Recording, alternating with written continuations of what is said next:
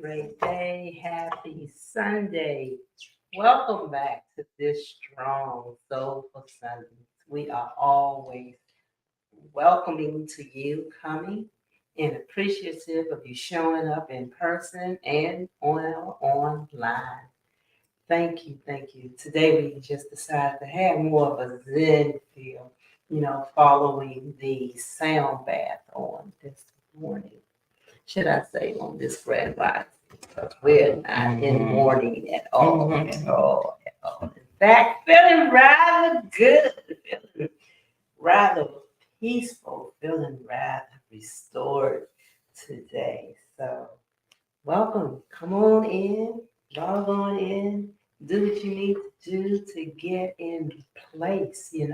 When we do our sacrament, you can even have your own sacrament with you at home so you can join in with us. We're going to have Master Chef officially open us up with the prayer and libation. Indeed, as we sell unto ourselves. Which is not proud. That's the invocation and evocation of our higher self into our lower self, the ultimate integration of oneself. We breathe into this with 3 deep breaths. Begin by taking a deep breath in through the nose and hold. Slowly releasing out through the mouth.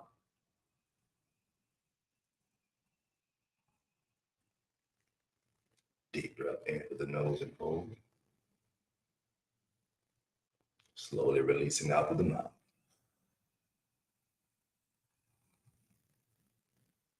One more deep breath in through the nose and hold. Slowly release out through the mouth.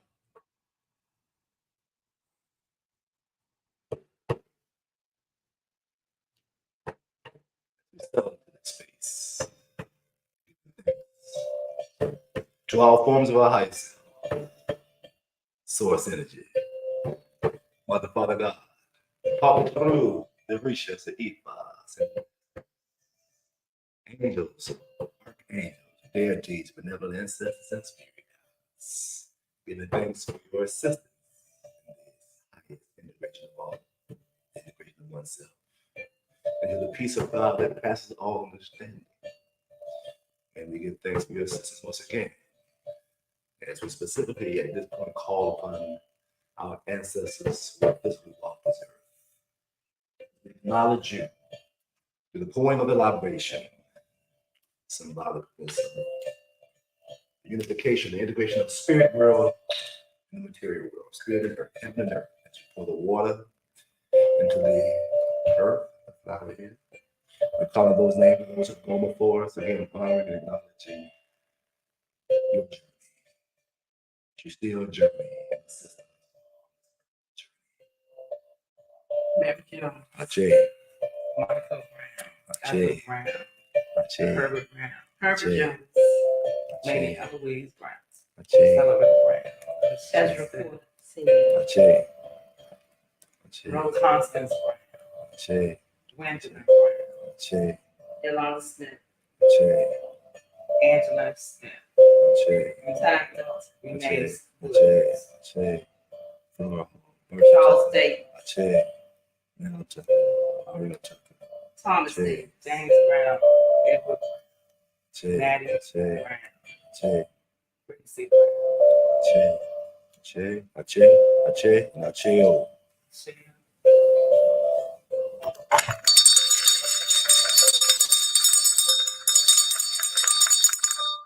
So it is.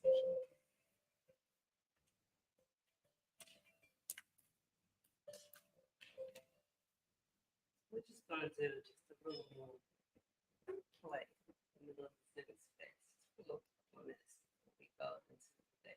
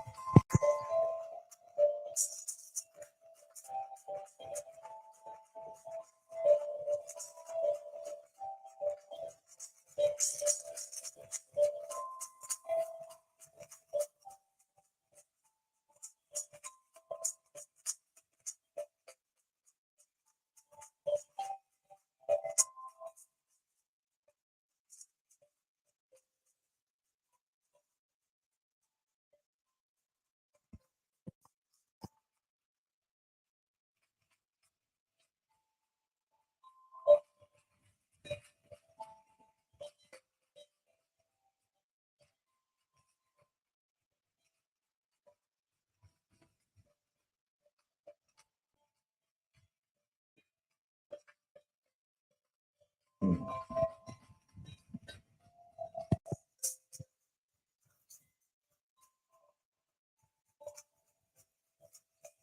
All right. All right.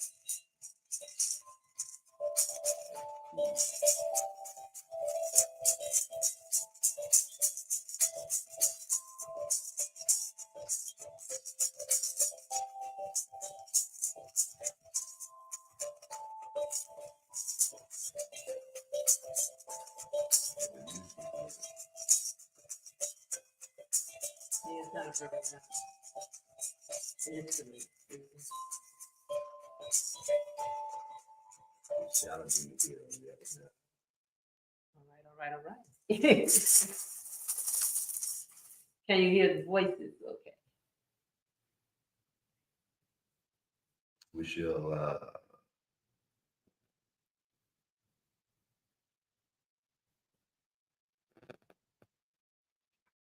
All right. yes. Well, this is one of those moments where you really had to be here in person to really feel the vibe and experience the energy of it. So, for those of you who aren't here, I just invite you to open yourself up in the universe to receive what we have put out this morning. This grand rising, we began the day with our crystal bowl sound bath and just moved into the steel tongue drums and other accessories, percussion instruments, just for the vibe and the feel and the energy of today. So, apologies if you can't hear it, but do tap into the ethers and feel it because it's certainly out there and it's a wonderful feel inside the house today. So, you know, that's where we are. That's where we are. That's where we are. Unapologetic. You know, this is one of those occasions where you should have been there. You had to be there. But, you know, if you could tap into the ethers, utilize that gift, utilize that ability, utilize that showing up. In our discussion over the next 7 weeks, we're going to discuss the 7 Kemetic principles, you know, from the Bible as we look at the initiates, 3 initiates division of that. And the first rule, or the first principle of that is mentalism. And so we're going to discuss our mind and the power that the mind possesses. You know, just today I was unpacking. I have the 7 chakra crystal samples, and I was unpacking my bowls. And I noticed that this instrument was down in the bowl. And I thought to myself, why is that instrument sitting in that bowl? That bowl is going to break. And the moment I thought it, my bowl cracked. And I went, Jesus. Because the thought proceeded and then the bowl just broke. And I thought to myself, it is interesting that happened with that thought in that moment. Now, my bowls have been packed up on the shelf for a while. As far as I know, no one has bothered them. And how it got packed the way that it was packed, I'm not certain. But I do know that the bowl appeared fine. And then I thought, this shouldn't be sitting in that bowl. It's going to break. And it broke. I got to attribute that to the power of the mind.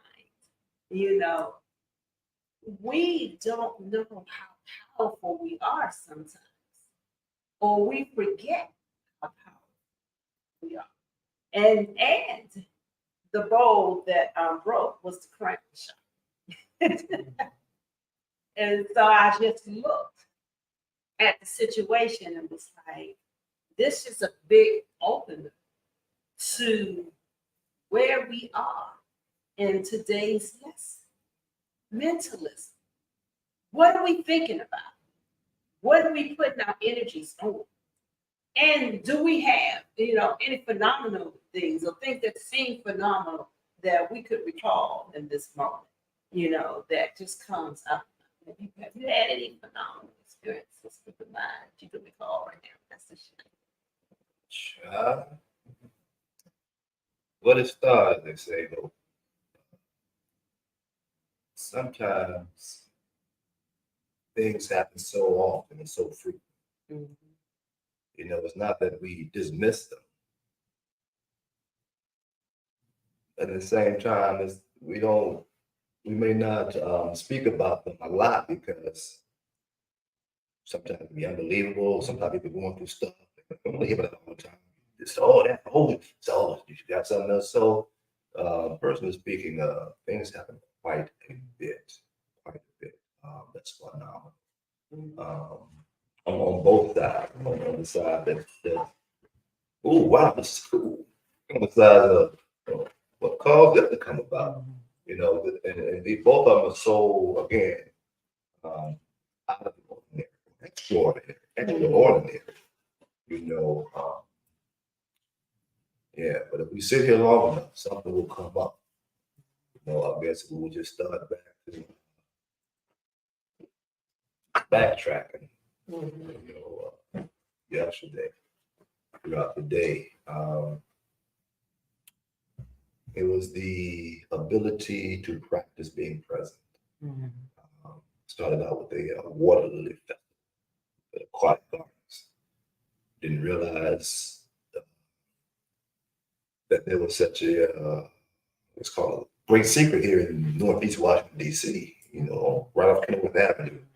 These big old, like the size of a body, lilies and lotuses in the water. Trails all over the place. It's like, it was a festival, closing out the 7-day festival. And the opportunity just to, perform that was great. Performance was great to lock in, but just to open up and connect and feel, the love that was shared there.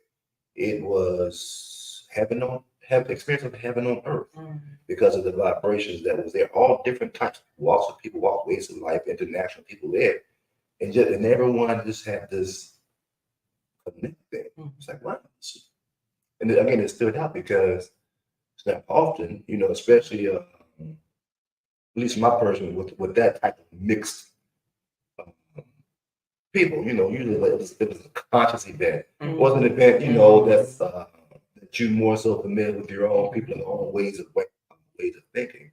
But this was a little bit more different because, again, you would not expect to see certain people there. From the hood to the redneck to the Buddhist to the trailer people to just all walk and everyone just really enjoy themselves having a good time and again the engagement, which is biofeedback that this is you affecting you, how you walk into this space. And then after that was up there for a couple of performed twice. In the midst of getting something to eat between the performances, set the hump down. And then went off. Then it was time to perform again. It was like, oh no, we left the hump. Oh, it's over there. Then that same thing. Try, where you went. It'll be all right. So it's like half hour, 45-minute performance. We finished. It was time to go to the next performance. It was 3 performances that day. Go back up to the upper still land right where it was. So just these kind of experiences, they may not seem like woohoo, woohoo, but there's so many. They're just smooth. They're just so like, wow, this is so cool. Going to the next performance, we were, being able to, because not to say we were short on drummers, but the main drummers, in a sense, we didn't go there with all the drummers that we thought we were going to have for whatever reason.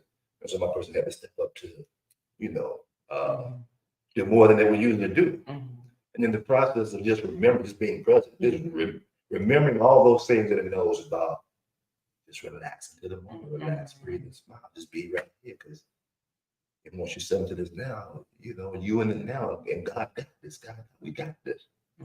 And so that ability to just remember, because there was some pressure coming, oh, you gotta do this, you gotta do that, remember, this is not rehearsal, this is a performance.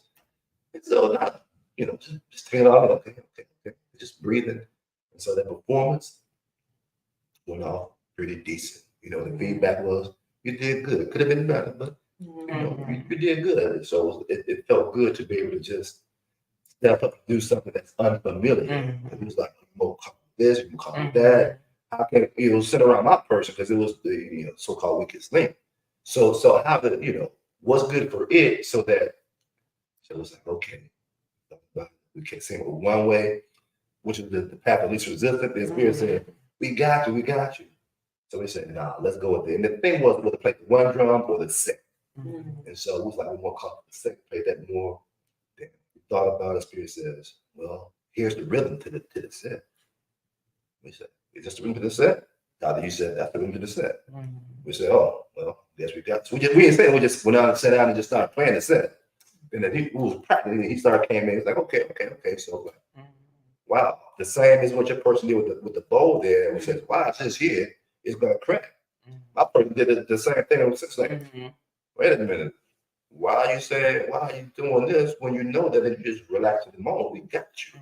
This when God shows up, man. That's when you're open and you're present and you have nothing thinking about nothing forward or nothing back. You just right here, you open up all the way. That's what God shows up. Like in its highest glory, because God shows up all the time, but in its highest, because there's no resistance from that energy. Right. There's nothing stopping it. So you just relax the inner child. Okay, let's have some fun. We can do this. And you start smiling, so this is the journey. This is what a person is just remembering on a daily basis that all we have to do is just relax, breathe, smile, and enjoy this experience right here. Because this is what's happening. This is where heaven and earth, and hell, right here. It's all right here, right now. So, welcome, Hashatsu, into the namaste. I'm gonna, present the same question to you. Is there something that you thought about, and as a result of that thought, had some phenomenal reaction to that?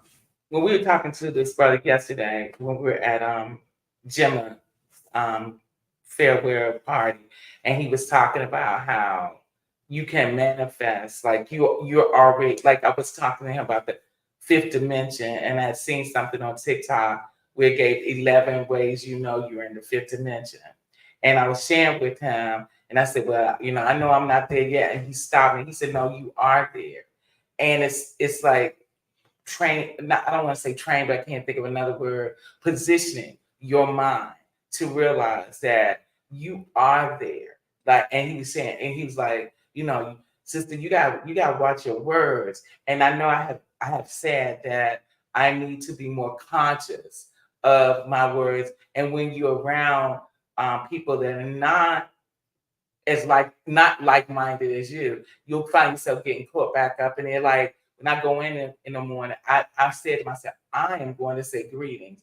I'm not going to necessarily say grand rising to them because I know that the audience or what. But then the secretary will come and open the door, because we're not open yet, but she's opening for me. And what's the first thing they say? Good morning. And then you find yourself going back there, and I'm like, no, I got to position my mind to be the authentic spiritual being that I am.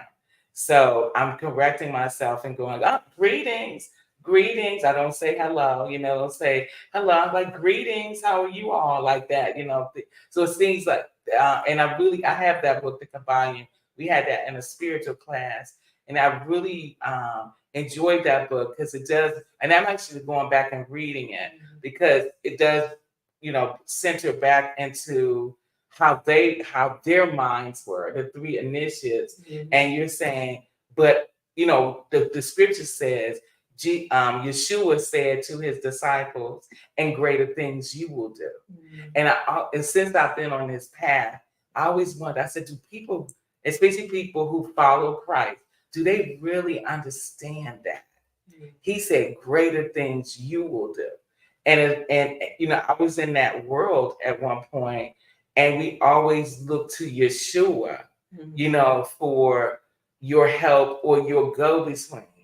But then I started meditating on that scripture. He said, but you will do what he was telling his followers, you're going to do greater things than I do. Mm-hmm. And so coming back to the mental, positioning my mind, like the guy was saying yesterday, he's like, and I don't know why, he was just making an example. He's like, just like people say they want to lose weight, lose it. Like we go through all the, I'm going to do the 7-day purge, which I'm getting ready to do. And we go through all of that. And he's like, no, set your mind, you're going to do it like that. And it's like the Nike commercial. Mm-hmm. So that's where I'm positioning myself to, watch the words, because I know words have spells, and positioning my mind that I am in the fifth dimension. I'm aspiring to be in that higher self. So I'm there. So yeah. It's like the mind. It's like I was watching on Guy, mm-hmm. and they were interviewing these people that had terminal illness. And all of these people had been pretty much, put into the system, mm-hmm. to be made comfortable, mm-hmm. to die. Mm-hmm. And so what they did was work with these select group of people to say, what we're going to do is think about being healed. Mm-hmm. We're going to think about whatever we've been diagnosed with. These people are terminal. They have been spotted. You're out of here. Mm-hmm. We're going to spend, instead of you on your drugs and medication, ready to die. Mm-hmm. We're going to spend time going back to nature, putting our feet in the water, mm-hmm. and every morning we're going to think about what part of us or how much of us is mm-hmm. going to be healed. And those people got healed. Mm-hmm. They came from whatever terminal conditions that they had. It wasn't instant, but it was a constant.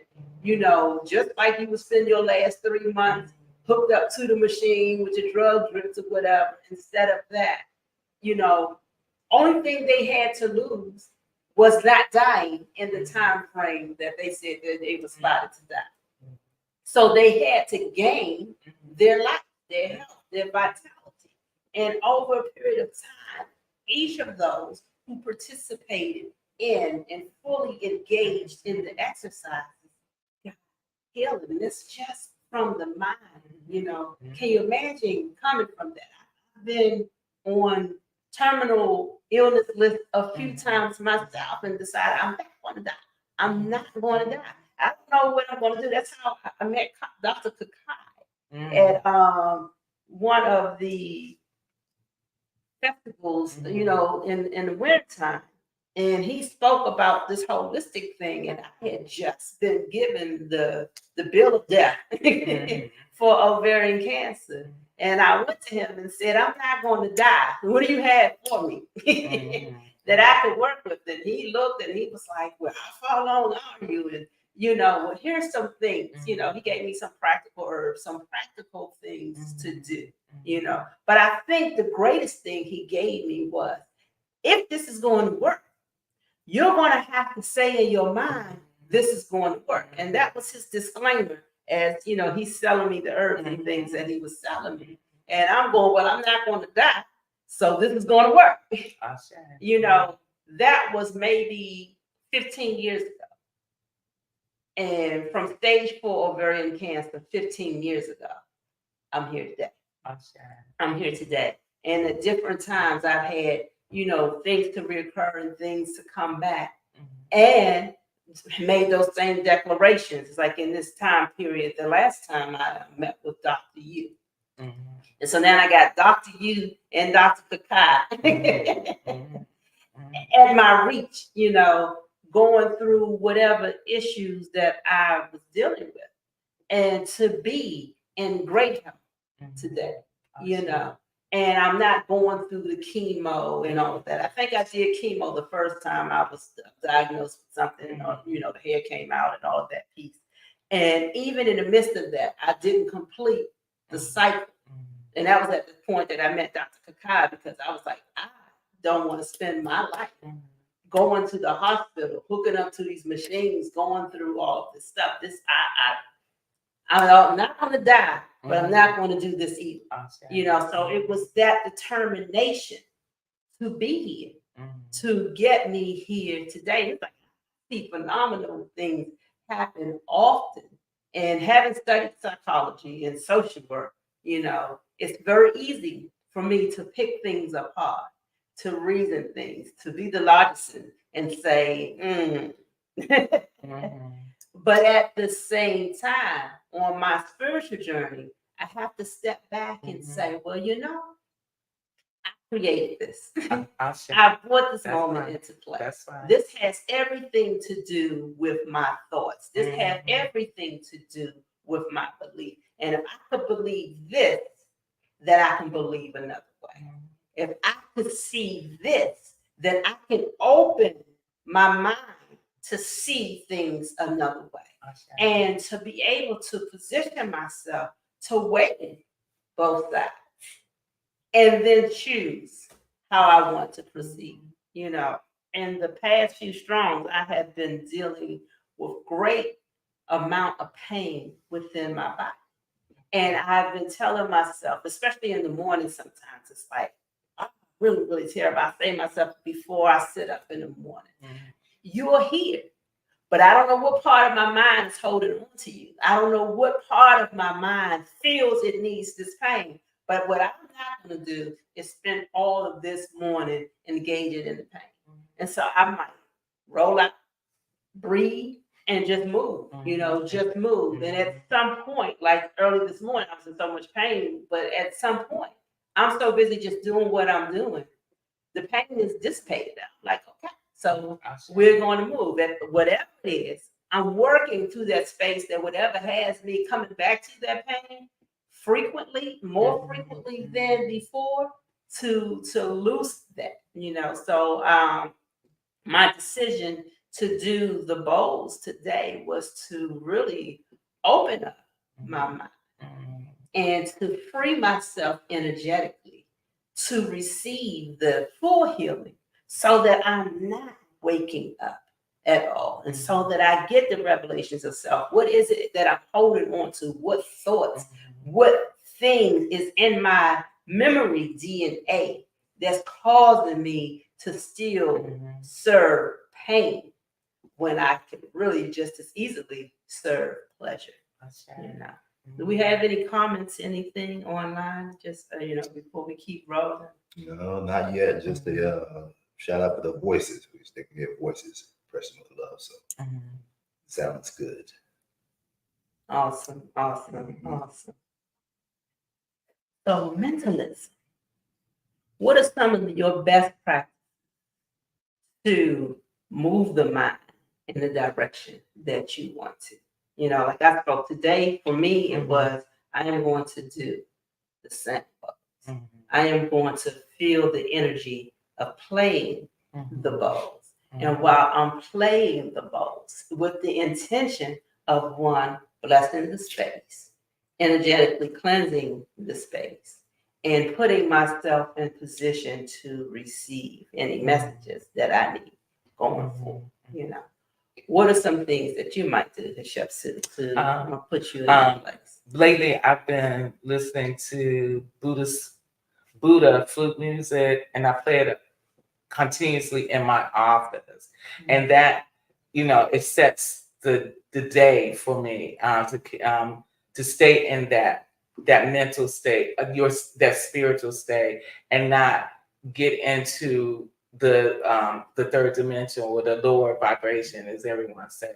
Because I can remember a time, and the ancestors really brought that back, and they said there was a time where you were at a high vibration. I remember I was sitting on my couch when I lived in Fredericksburg. I was drinking a juice, and it rolled away. And, you know, the lazy part of me did not want to get up and get it. And all I did was I just kind of stretched my hands, and the bottle began to roll back. There was another time when I had a friend over, and she came in my house, and she said, "Oh God, I could tell that the spirits are in your house." And I shared something with her, and she said, "How did you know that?" I'm like, "Hey, you know, me and the ancestors were like," and so they're reminding me, like, you were there at one point where, you know, things can, because I don't, we know, because the people that we can do those things. So it's phenomenal to us, because when it happens, we're like, wow. But if we really get ourselves aligned, that's the better word, aligned, a lot of things will happen. Just like I shared with you all some time ago about when I had the encounter with the Karen at the fingerprinting. You know, I was getting fingerprinted, and my results came back in an hour. Well, that's not shocking. You know, I shared that with actually my supervisor had shared it with me, and she was shocked by that. And I said to her, I said, "I'm not." And she said, "Really?" I said, "When you are connected to the ancestors, and you notice I was not rude, or I didn't retaliate to this woman," I said, "but they had my back." I said, "I'm sure that's probably never going to happen to her again," you know? So it's being able to and I'm speaking to myself now, to align ourselves, you know? Sometimes that does mean, you know, I know I've shared with you, I'm like, yeah, you know, I love the peace of West Virginia, but it's a little socially lonely, you know. But then, you know, Queen Mother has said to me, but there may be a reason why you're supposed to be isolated, you know. But that flesh part of you is like, oh, you know, I gotta be with people, you know, I gotta go, and maybe no. But if you allow yourself, as a shepherd said, be open and align, there's many powerful things that we will do that won't seem shocking to us, because we're like, yeah, I am the I am the I am.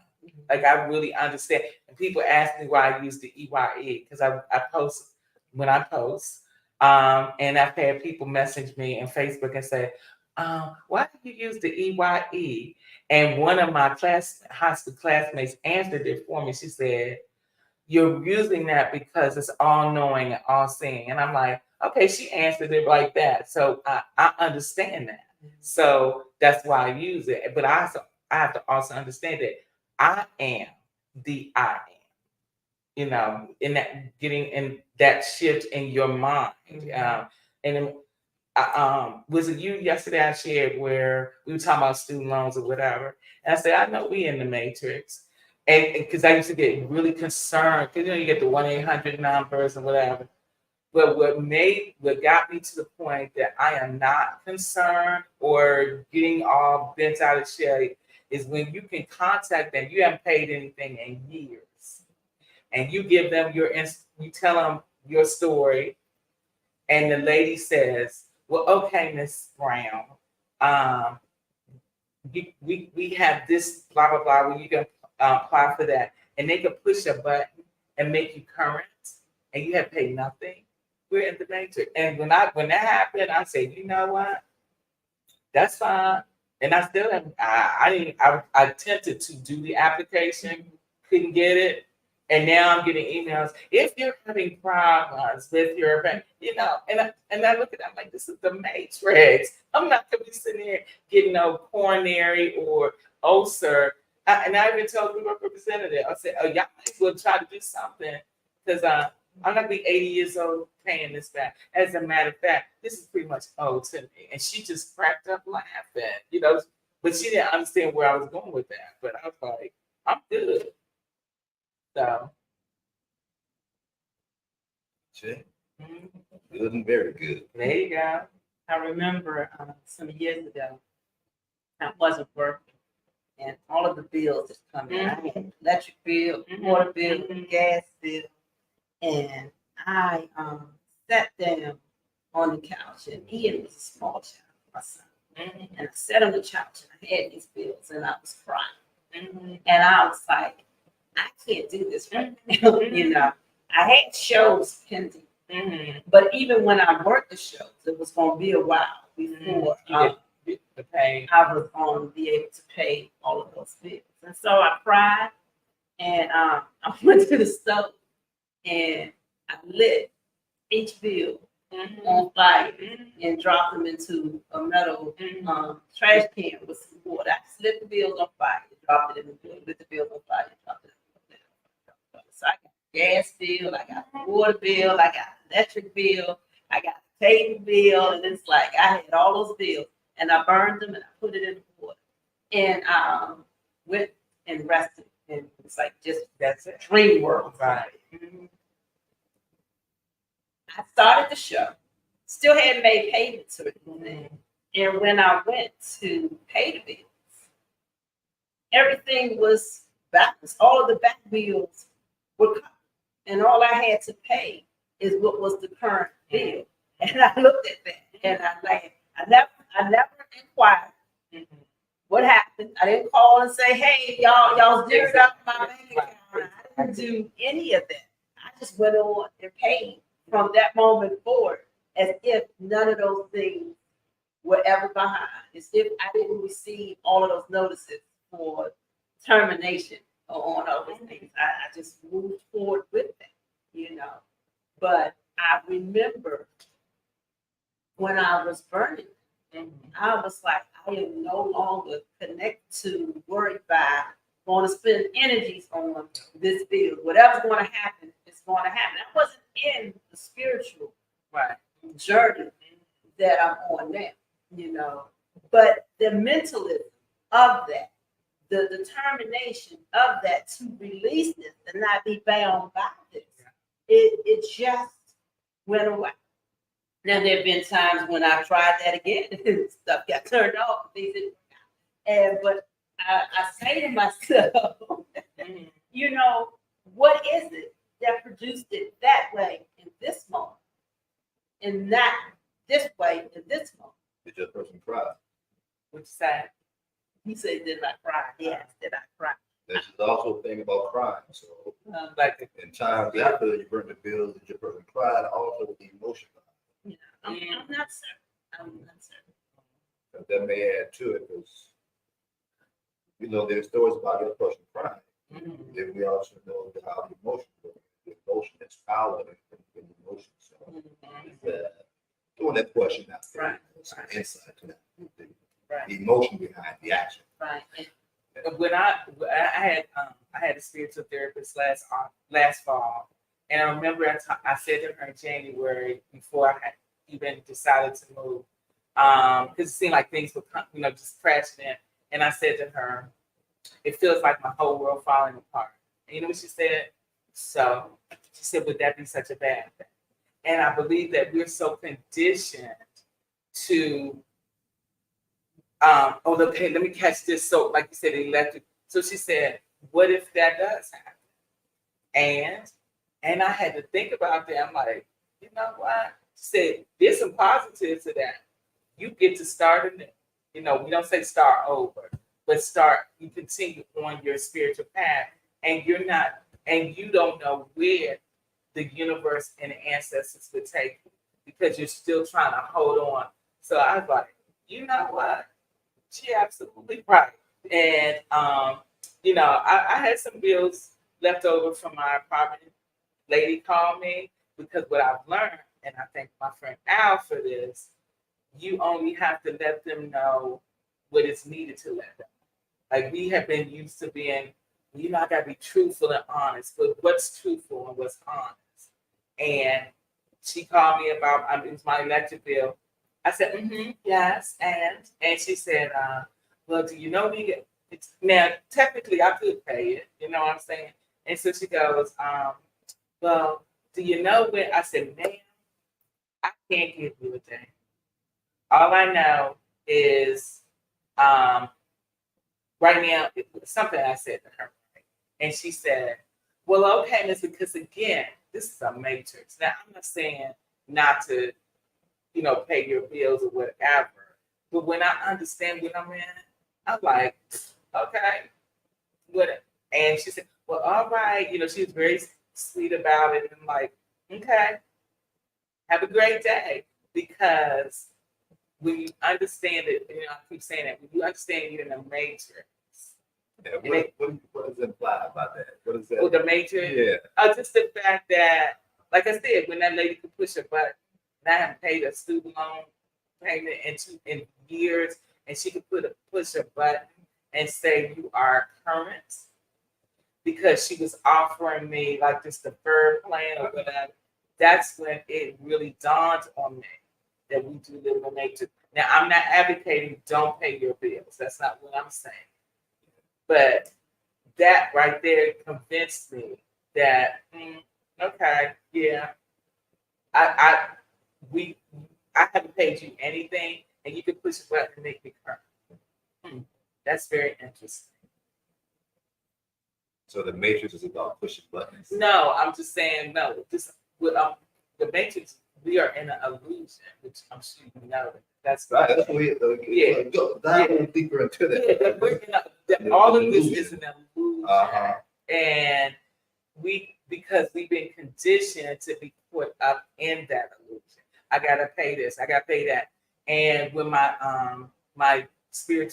therapist at the time said, "What if everything falls apart?" Because we're so used to making sure. I gotta have this. I gotta have that. She said, "What if it just falls apart?" And that's not necessarily a bad thing because you get a chance. She said, "What is it that you said you want to do? You want to live free and live in different places and stuff like this." And I said, "I know because we're so conditioned because I've been a part of that matrix. Gotta have a house. Part of the illusion.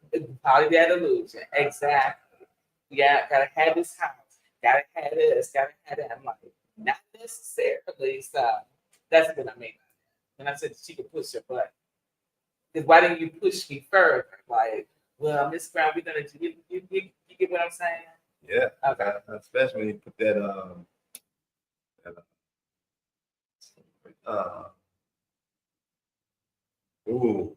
not illusion. Yeah. Moving so fast because freshman in love with comment. Just want comment. Yeah, it's weird than a multitasking. Yeah, be a person sitting in illusion. It wrapped it okay. It added more weight. Right, that's whole matrix. Yeah. And also to the topic of again, mentalism. Yeah. Illusion. But yeah, it appears to be so real. Matrix. Mentalism. Right. Mentalism. But earlier, as your person was speaking, Professor Miller chimed in and said, "Shade of Shepson, and greater things than these shall you do." Mama Precious here. Our thoughts are power packed. Yeah. Energy, energy, energy. Also, just a little side note, as your person was speaking, Mhm. the person was back a few times because they thought they saw a shadow walking past. Mhm. So everyone was like, is there somebody outside this window?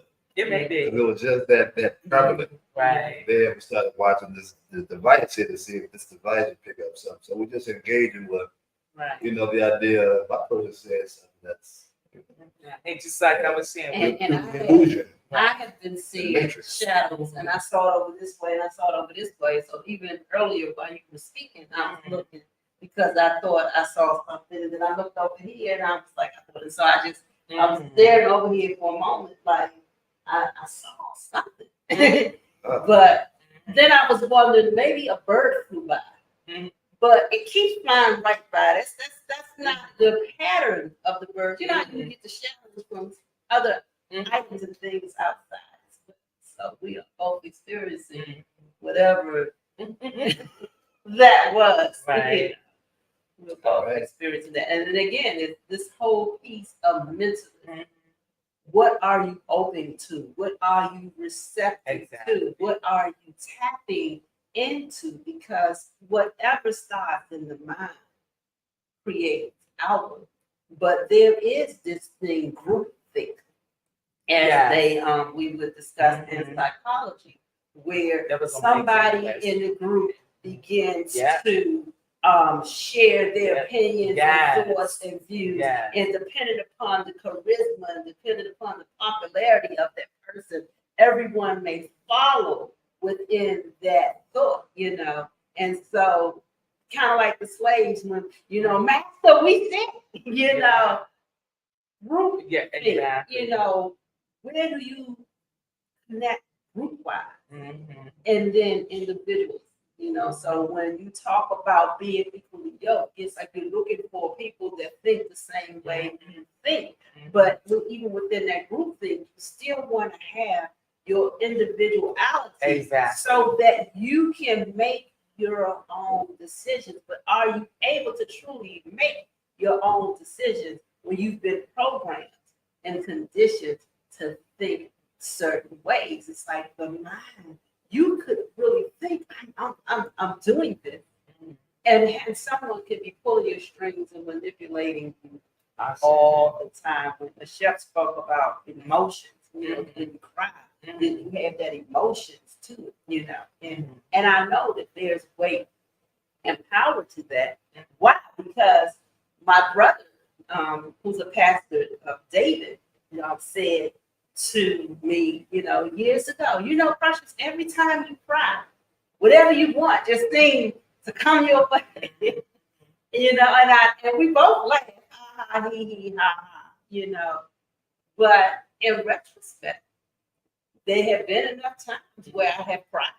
And after I had that good cry, whatever it is that I needed has materialized and manifested and become what I needed it to become, And again, so yes and no, because there's been a lot of times I cried, and whatever I was crying for didn't come and play out the way I wanted it to play out. I had to just move past that moment and go on to the next thing. And sometimes what we're asking for may not be beneficial for us.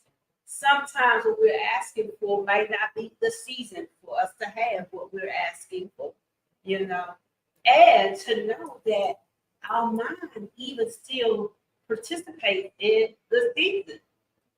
Because we may want something and we may convince ourselves when we don't get it in that exact instant, oh, well, this ain't the season. And so in us saying, well, this ain't the season for it. If it was the season for it and it just needs to come a couple days later, now we've delayed that because we've just said, well, this ain't the season for it. I am working, like you said, what I think. Because what we think, we create. And from those thoughts comes the manifestation of what we then say, because we have to have the thought before we speak it. It's in the mind before it comes out the mouth. Maybe, some people don't think that they're thinking before they speak because we are so into our emotions. But even in those emotions, in order to articulate sound, there has to be a thought to say whatever word came out. We may not have given great thought, but deep thought or intellectual thought to what we say. We just freestyle, free flow with that and stuff. So we create in the instance that we start to speak it, but we already start to create it with we think mentally being so powerful. What you want to say something? Yes, because this yes no is percolating. Channeling comes to mind. Channeling. One speaks, and they're not thinking because it's coming from a different part of their beingness. Channeling is just maybe a possibility that even with the emotional speak, because sometimes you may lash out at something react. Yeah, we react Because some say trigger or something. So the programming just takes off. We're not thinking. It's the program is running on automatic. So we're not thinking. It's just know what to do. And another piece again is the intuition of the channeling. When another entity or being, or part of our higher self, just steps in and starts speaking, and then we have to say, "What did we just say?" Right. I have to record that. Did somebody take that? Say it again. What was that? Right. So just adding that to it. It was willing to talk more about this as we get on, about more of the hermetic principles, because this is definitely hermetic principles. Right. And again, just to remind everyone, over the next several strong, we'll be talking about the 7 hermetic principles, and today being mentalism, the first principle of mentalism, and that being what we think we create, and so if we spend our time, woe is me, we will remain in woe is me. If we spend our time, this isn't pleasant. This is going to change. This is going to change. Change comes because we acknowledge truthfully how we feel in the moment, but we don't let that moment define our eternity. That moment is that moment. And when things don't come to fruition in that instant, hold on. Stay firm. It's going to work out to the good. All things work together for the good for those who know and love God. It's like when you were in the connection to your higher self. The higher self wants what's best for you. Exactly. Always. The higher self is not out to get you. I know it reminds me of people when sometimes may appear to be that way. Right. I know it reminds me when people used to, the testimonies, before service, and you would hear, people would get up and say, they weren't feeling well, or they were sick for a while, and they were thanking us for praying for them, and then they'd say, and the Lord had to sit me down, and even when I was in the apostolic world or whatever, I used to question that. I would go, so why would God have to inflict you with an illness to sit you down? That never just registered with me. And I'm like, okay, so maybe you just didn't realize that something might be going on, that you might have to sit yourself, get yourself together. But he always used to interest me when, they give their testimony, and and then, I had bad pneumonia, for a couple of weeks, and I realized that God was trying to talk to me. I'm thinking to myself, maybe didn't God talk another way, because I don't want to be, just the 2.5 days I was in the hospital in West Virginia. I know those nurses, I very hope that they don't ever see me again, okay? Because I was like, you know what? Okay, what's the problem? Okay, how long I got? That's just where I was, because I knew healing wasn't going to take place there. And I was doing my best not to give them a hard time. But there weren't any conversations. They just come in your room, take all the blood from me. So now I was like, you know what? I'm going home. Got my dress on, whatever. And the lady said, the nurse, she came and apologized that that other nurses or doctors weren't really talking to me. And she said, Miss Brown, we're thinking of discharging you tomorrow. I said, well, okay, you know what? We talking about tomorrow morning, right? Because I need to go like that. And when I left and they were saying goodbye, as I was going out the door, I said, I hope I don't see y'all ever again. They were waving like, we don't either. It's kind of funny, but I'm like, because I understand. I'm like, I can't heal here. Okay, tell me what the issue is. Let me make some lifestyle. And then that's mentalism.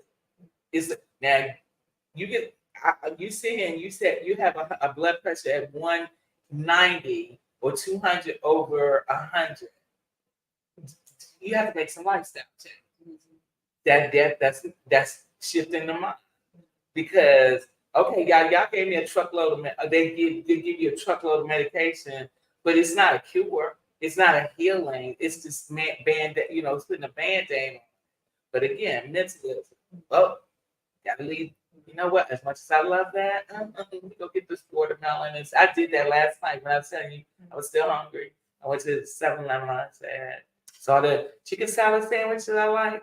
Looked at the sodium. It was 1,000 milligrams of sodium. I said, okay, let me go get this banana and a watermelon. So, mentalism. Yeah. It's like, what thoughts did you have coming from the stroke to be as vibrant as you are today? Oh, that's like my thoughts.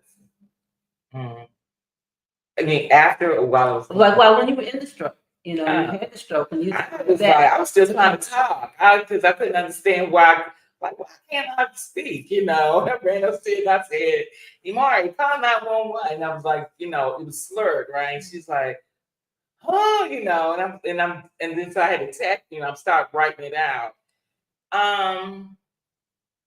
I actually wasn't afraid. My cousin came downstairs. I was sitting on the couch, and she's holding my hand. I wasn't crying. We waiting on the EMTs, and I was like, oh well, I guess I'm about to stop smoking. That's what I'm thinking in my head. Like, gotta stop smoking. I do, And then so to answer, because those were thoughts. My cousin was like, you get. What time they come? I just like, can I get my voice? Can I get my speech back? Like I don't want to be like slurring and stuff. Right. So, and not in any underhanded way. But earlier when you were sharing the testimony of the people, well, God had to sit me down, whatever. But God couldn't do it the other way. You've known about health issues, true, and the things that could possibly happen. True. But the seriousness came after the stroke, right? Yeah. Yep. I'm not, because this is my mindset. I can choose when I decide to transition. And so I was saying to myself, like, okay, wait a minute, Chef Sue. This wasn't in the plan. You didn't say you was ready to transition now. But I understand my body is like, well, look, you are spiritual, but you have to line us up with that as well. Right. And as much as you want to stick around here for a while, we do too. But if you continue to do what you're doing, you'll be on the other side, guiding the people on this side. So I was like, yeah, okay. So but wouldn't you say though that was clearly a wake up call? Oh God, clearly a wake up call. And so I say that to just lend to the person's testimony that. That might have been her wake-up call. That's what it took for her to really step, because she knew what to do. Right. I'm sure she knew how to be about some things. But now having had that experience, it's like, oh, I like this chicken sandwich. Let me just read. Oh no. Exactly. Any other day, and I would be chomping on this. Right. But not today, because this thing that happened to bring you to that space. It's like with me is I always felt like things happen outside of myself. And so now what I'm really learning is what my role really is. What am I doing for cause and effect? We're gonna get to some more of these other laws, because this is where the principles, that spirit led me to something happened very unpleasant for me. Mhm. And Spirit took me and had me read the Kemetic principles. And I don't know, might have been 2, 3 o'clock in the morning, and I told the chef, we're gonna be teaching about the Kemetic principles. That's what's coming. Because Spirit was just beginning to let me see true cause and effect. And mentalism being the first thing is I'm in my mind often. I think about things a lot. And I really truly do see things happen just as a result of thoughts. But at the same time, I'm going, that not too practical. Okay, what else happened? You know, I'm looking for everything outside that created and did, you know. And I'm like, I'm not sitting in no victim seat. I'm not sitting here crying anymore. So now that I'm in this space, what's going on? Exactly. What's happening on all of the different levels of me, you know, and when I realize all of my experiences, and you know, Spirit just keeps coming, you lie. And I don't lie, just white lies, you know, but it's a lie, you know. Hi, oh, you look good. I want to tell somebody something, and in my heart, oh, child, you should not have had that on. What made you put this? What made you do this? You know, and oh, you know, stuff that we say to be nice to people. But if it's not true to me, it's not true. You know what I'm saying? And so if I'm not speaking truth, why am I choosing to not speak truth? Because I don't have to say anything. I can just speak and keep moving. I don't have to be like, you got on pink and Right. oh, get away from me. I don't have to.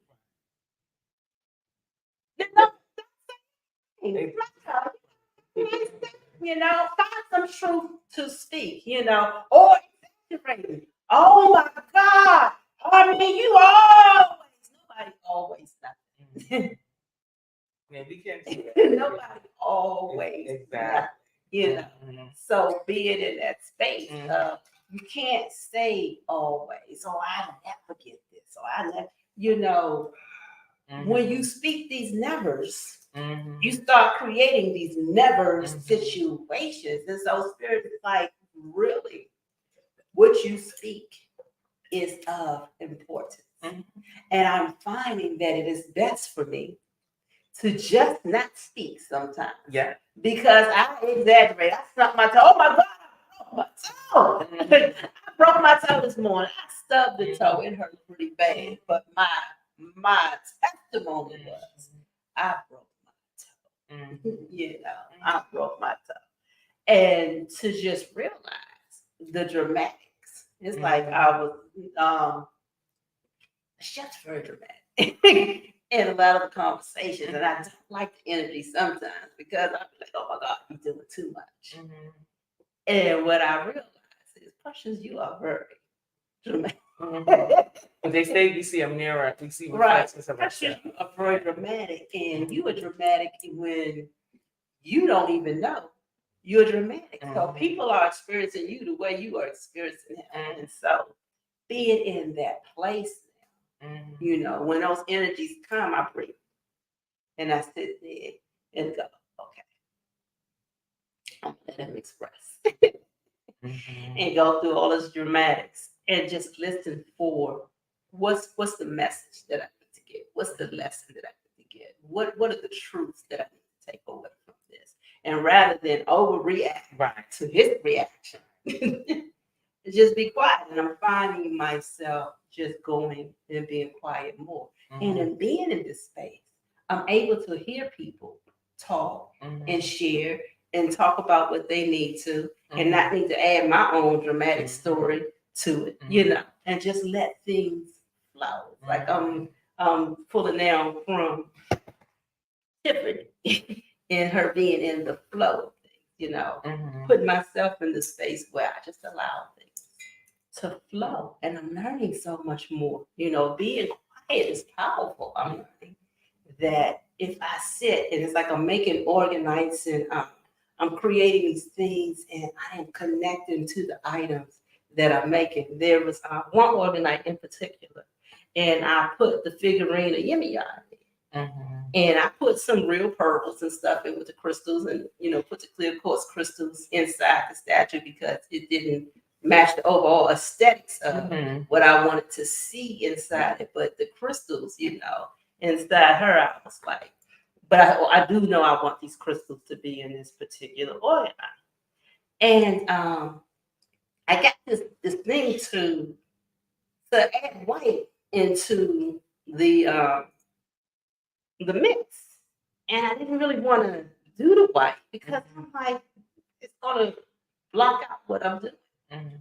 So I put just a pinch of the white in there. And I could still see through the organ light, but it had the little haze in there. Man, when it was done, the thing was so murky. Mhm. And I picked it up and thought, this is really murky. So I was looking at the organ lights and, seeing the creations that I made. And he picked up that particular one. And I said to him, would you sell that? Mhm. I said, I could see her from the side. I could see her imprint in there, but would you sell that? And she was like, yeah. Sell it. Mhm. Right. So I took a picture and posted it and then got a call. And the person was like, I want that one. With her underwater. I want that one. And the person identified, I said, I didn't intend in my creation for it to be that murky. Although I got the sense when I was creating it to make it murky. And it seems like in the process of it hardening, it became murky anyway, but it became perfect for the person Right. that has now requested that to be their piece. Mhm. And so as I looked at the different pieces, like I did one with Jesus, and putting the crystals inside of Jesus made Jesus real heavy. And so it caused the mold to ripple. Mhm. But when I looked at it yesterday, I noticed the ripples kind of matched the ripples of the robe of Jesus.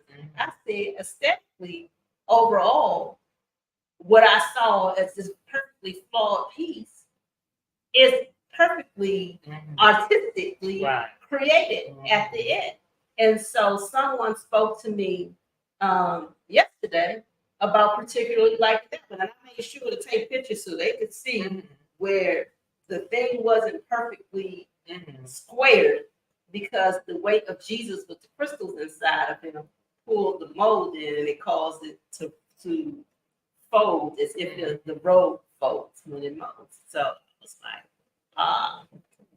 actually, it's the Virgin Mary, but the way the thing molded, it looks like Virgin Mary grew a beard. Oh, wow. And so, depending upon what angle you look at it, I'll see Jesus or I'll see Virgin Mary.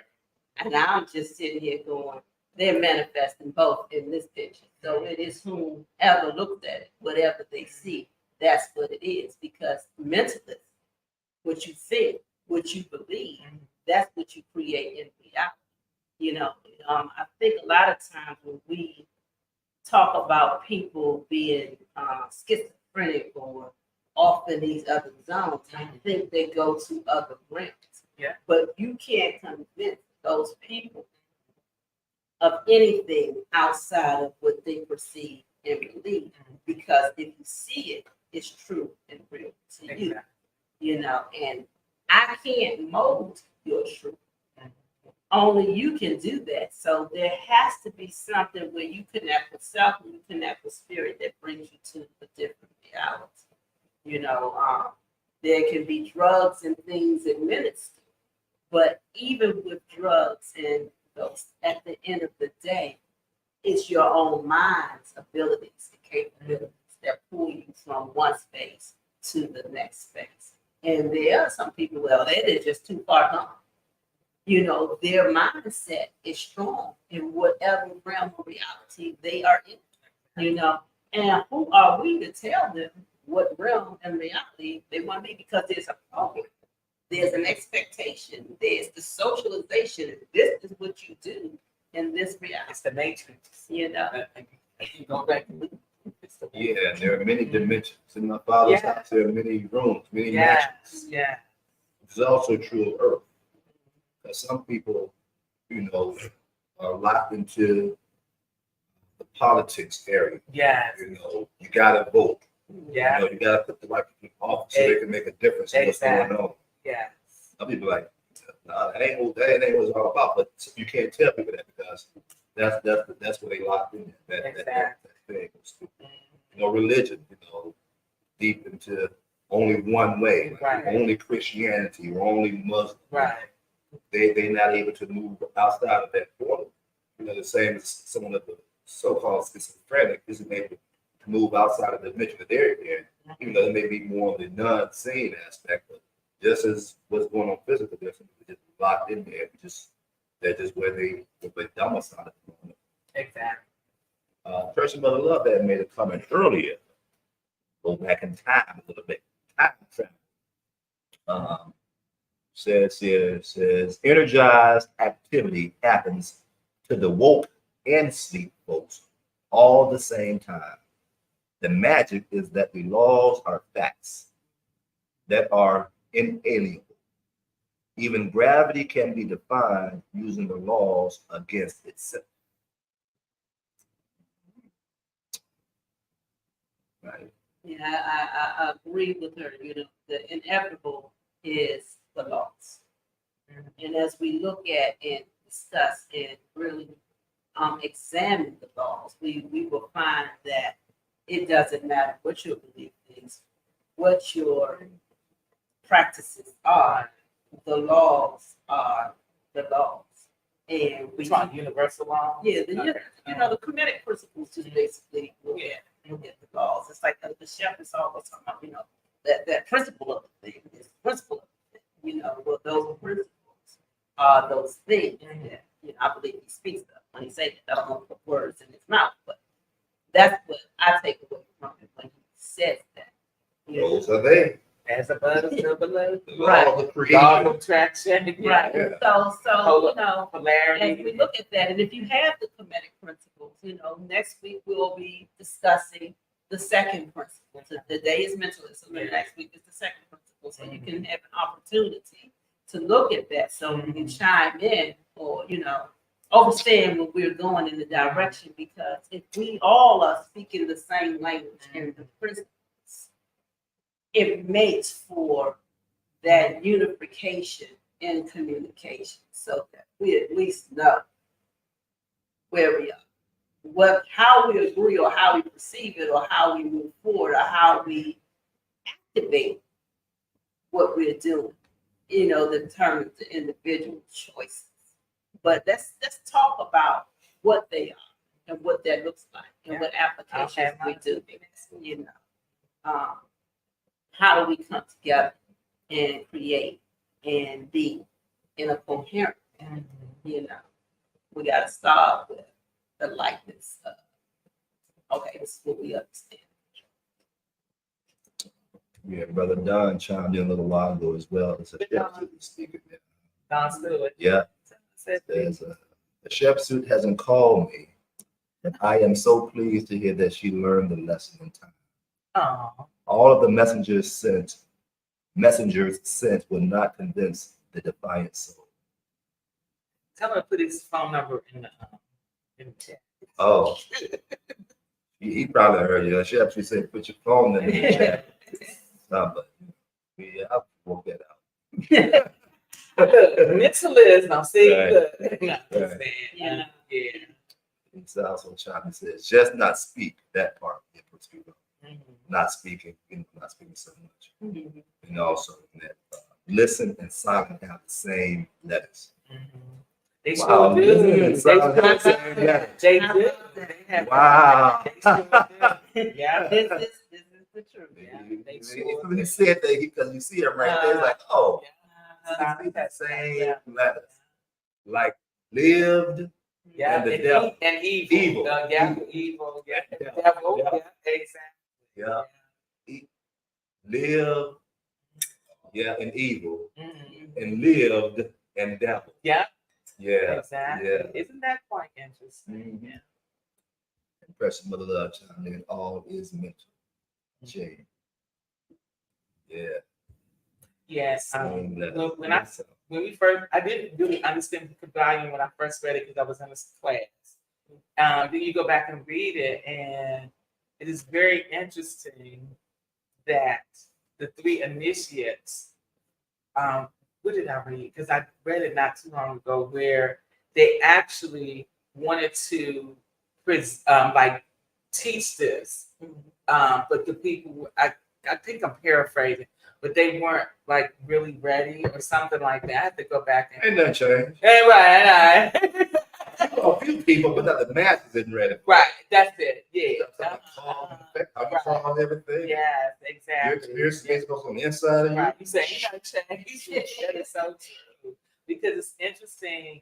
I was and I remember Prophetess Juanita Bonner. I used to follow her from the No More Sheets video, and so somebody had her on TikTok, and she was talking about I hope I didn't bring this up before, a vow card, and she prayed, and said that the Lord had put it on her heart to do this vow, had people buy this vow card, and the vow card that was going to bring them closer, in their prayers to God or whatever. And I put in a response, I said, so we talk about, spiritual, being spiritual and things manifesting. And then some of them, Christians, would say we're in witchcraft. Is this not witchcraft? And I got all these responses. I'm doing it like, wow, I ain't think about that. Like and I'm not coming against Christians, but I'm saying like, you're talking about a vow card or whatever. But if I come in with this, what is that you're wearing? Why are you wearing those crystals? Right. But that's not what you're doing with witchcraft.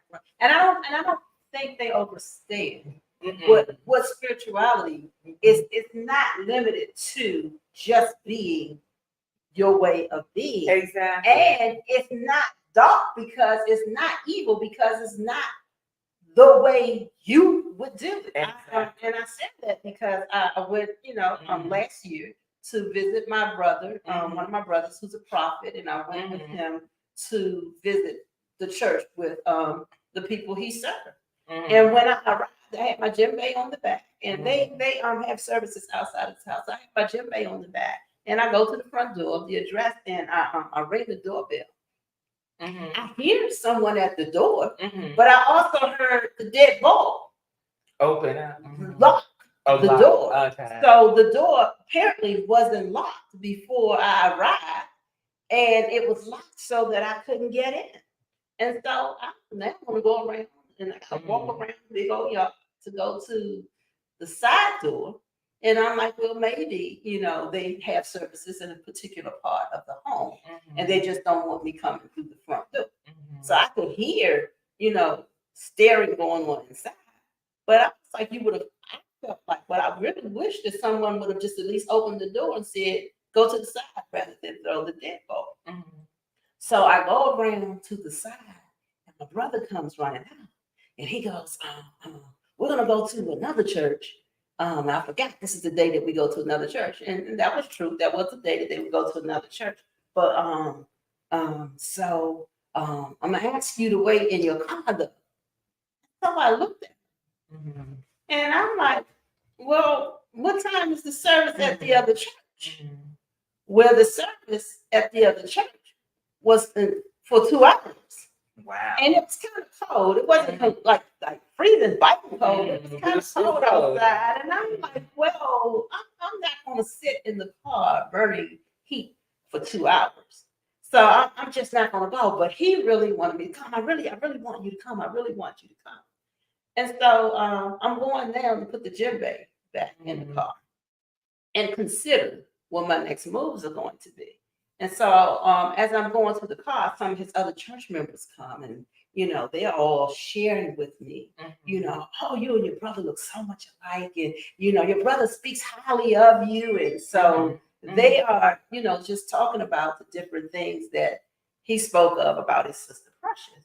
And then one of the ladies, she was like sharing something, and I shared with her what Spirit gave me to share with her. And she was like, I never shared that part. Thank you. And she was like, oh, I see you are blessed like your brother. Y'all are both anointed. You're both prophets and things. And so she was sharing all of this wonderful stuff about me. And so the pastor, the husband, who is that co-pastor, he pulls in, and I go in, and my brother takes and introduced me, and then the pastor was like, well, yeah, service isn't for 2 hours, but we usually do prayer and meditation here before we go over to the other place. And so you're welcome to go inside for prayer and meditation. But I put my djembe in the car. I didn't want to leave my djembe in the cold. So I was like, well, I'm going to get my djembe. Is it okay if I take my djembe in and play doing, while they're singing the songs and everything? He was like, sure, go. And so my brother goes, I'm going to need to go talk to your wife first, So while I'm going to get my djembe, Sydney runs in to let the wife know that her husband just said that I could come and it was okay for me to bring my djembe. So I go and I get my djembe and I go inside the little side door and I take it out. And, they're singing all the little gospel songs from praise and worship that I grew up in Kojic. I know these songs, so I'm playing the djembe. And every time I strike the djembe, who I like to learn to be the pastor's wife, she's like reacting. And they go and clear everything from around me. It's like chairs in a row. They take the chairs from around me and everything is as if my playing is doing something wrong to those chairs. And so when I came that Sunday, I was heavy. There was a whole bunch going on that I was trying to process. And even in myself, I'm like, am I demonic? What's going on? I'm having a whole bunch of mental attacks, which was the whole point of me going to this church, because I know the gifts that my brother had. And I was like, if there's some things that I need to get, Spirit speak through him, for sure. Mentalism already in that place. And so the lady then has all of the other church members coming. They're playing the guitar, and then my brother's on the drums, and she's making them play louder and louder and louder. And it dawns on me, they're trying to drown out your drum. So I take the djembe and I put it back in the bag. And I sit there and I join in and sing. She gets on the mic and she's singing over me on the microphone. What is this foolishness? So now I'm crying because it's deliberate. You're just trying to drown me out. What have I done that you're trying to drown me out? And then she goes into pray. And we pray to close the third. And we pray to close the third. And then she starts talking about things that's in my room that's set up. I didn't know they were altars. After this event, she started talking about all these altars in my room. After this, I realized, these whole crystals that I have in my room, that's an altar. And this that I have over here in the water and all of that stuff, that's altar. And altars are just sacred places where you put things. I'm like, you can put your parents' pictures on a mantle. And you have created an altar for your parents' pictures sitting on that mantle. And so I'm sitting there and I'm going, but you're saying that we close the third eye. Do you not understand that your third eye right now is being utilized for you to see my room, to describe in detail what's in my room? But you see these things and have attributed them to me doing some demonic worship, when these things are what I put in my room, the water fountain and all that stuff. These things are my things for peace. These things are now that I begin to learn and understand the powers of crystals for healing. Placing crystals in the room help to put these energies and help to heal. It's like, that's what these things do. They rush out because I, at this point, just get on my knees to pray. And when I get on my knees, I cry out from my soul. And the tears was just of the agony and pain that I was dealing with emotionally. Everybody stopped everything and ran out the church but my brother. The guitarist just put his guitar and ran out. The piano player stopped playing, the keyboard playing, and everyone left out the church but my brother. And I may have prayed for 15 minutes. And my brother said, well, we're getting ready to transition to the other place. Are you going to go with us? And I looked at him. And I wasn't going to go. And I said, I don't know that they want me to go. He said, no, come on. And so we go back out. And now both pastors are in one car. And the other pastor was like, yeah, we're glad to have you come. But his wife is sitting in the car, and she's in the back because my brother's getting ready to ride in the front seat next to his pastor. And she's in the back, and she rolls her eyes. And my brother was like, oh, she met your husband. She get a chance to meet you.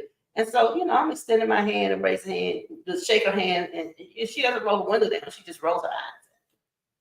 And so I look, and I'm like, yeah, this one right here, right? And so we end up going to the next church. And when I get there, my brother's like, they don't want you to bring a djembe. They already got, band and musicians and stuff. And I was like, well, I'm not going to leave my djembe in the car, but I'm going to have to pull it out the bag. And I bring the djembe with me. And I set it next to me. And then this old white woman comes into the other church. And she's a priestess in the Hispanic way. And she's connected with this church. And so she comes and, she's asking me questions, God is good all the time. I'm like, yes, he is, and I believe in Jesus. And I said, and so do I. She was like, yeah. And at some point, I realized she's checking my spirit to find out, am I this witch that they called and said was coming to service? And am I coming to do some demonic stuff? And so I'm getting all of this from the questioning that she has. And so she's reassured and she says, oh, you are a blessed woman of God. You're powerful. Hey, you're powerful. I said, I am. I just think everybody don't see it that way, And she smiled, oh, and you into it with, and so that's kind of like the little whatever. And so then there's the prayer line.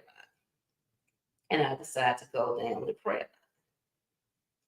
Everybody moves away from me. And it's like the pastor seemingly that's like doing this thing. He prays for everyone, but and then I'm the last person. And when I go up, the lady that sat beside me is sitting, is standing up in the altar in front of me. And every movement that I make, I notice that she's mirroring. At the point that the pastor comes in and he talks to me, I put my hand out and oil just starts pouring from my hand. And he's like twisting my hand, showing everybody, you see her hand, oil is pouring from her hand. That means that this woman is blessed of God. This woman is going to go into spaces that most of you will be too afraid of. This woman is going to see things that most of you. He was like, but that is her assignment. Her assignment is to win. And so he is sharing all of these wonderful anointed things about me. And then he describes this guy Gary that's part of, head of the tribe that I'm part of. He describes Gary and he was like, telling me different things that was going to transpire. And I stand there. And now the pastor's wife and everybody all want to come. and the whole altar gear, they all want to come and be a part of this anointing. And I'm like, now I don't want your energy in my space because I didn't appreciate none of the energy you gave. And then the guy was like, right now, she's been through some stuff and she's even feeling hurt today because sometimes us church people hurt people, and they don't get the results you want. And so when she came, I kind of pulled away. He was like, no, but I need you to do is step back, and I'm just going to lean in and let spirit take its place. And when he was like, I'm going to lean in, my whole body did this whole lean back thing, but I don't fall to the ground. So when he leaned in, my body defying gravity. And when he stood back up, I came back up. And this happened 2 times. And on the 3rd time when he leaned in, I was going down. And I also saw that the old woman on my way down was going back and forth, leaning like I was. And when I fell out on the altar, she fell out in the pulpit area of the altar at the same time. I'm not certain how long I was under, but I do know when I came back, it was a whole different tongue. And the guy was speaking to a lot of things that I'm doing now that was going to happen. Mentalism, being able to receive the prophecy. And now it's like he described this room before I ever was in this room. And I'm sitting in this room teaching today. So mentalism is so beyond the obvious, And the mentalism is where the third eye operates in that space. And what we are capable of, we don't do to the fullest because we've been programmed not to, or we've been taught that this is demonic and that's demonic and don't do this and don't do that. And I understand because there are some dark spaces that we could go into. There are people that practice dark magic. There are people that do things to hurt people, but there's karma that comes back to that. But at the same time, you really don't have power to do anything if I don't give you that power. If I don't accept that what you're doing can hurt me, what you're doing isn't going to hurt me. If my space, if my God, if who I stand on, if who I believe in protects me, you can do every curse under the sun. I'm covered. I'm good.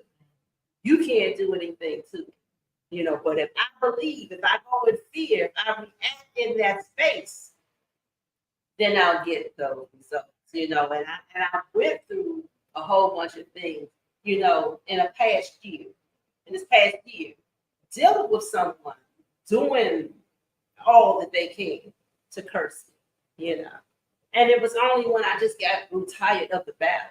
Right. I was going, I don't have to do this battle because clearly anything for me isn't coming with all of this negativity. Energetically, I feel that there'll be harmony in whatever it is that I'm supposed to be doing if this is for me. Now, maybe it was for me in that season for me to get to where I am today. There was some programming that I needed to release. There was some things that I need to see about myself. There was some strengthening and some growing that I need to do to get to, And where I am today, I would have said maybe, this is not my ideal situation, but what I think what it is, where I am today is my perfect situation for the growth and development of where I am.